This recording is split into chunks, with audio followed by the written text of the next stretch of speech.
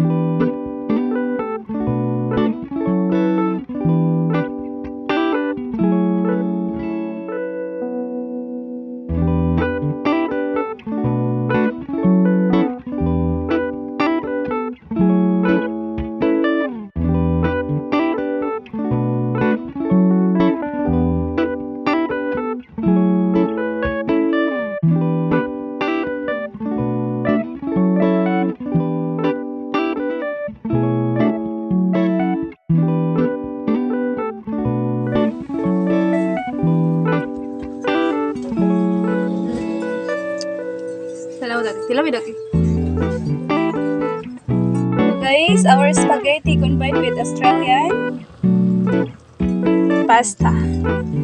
So, ready to cook ngayon guys, kaso lang, dahil exotic po tayo. So, kaya minix ko po yung Filipino sauce nila. So, and overload of cheese. Let's eat. Okay, mix. Mekos. Mikos time. My goodness. It's cheesy. So, yes, this is the finished product of our spaghetti. So, this is cheesy with sausage and raisin. Chorizo.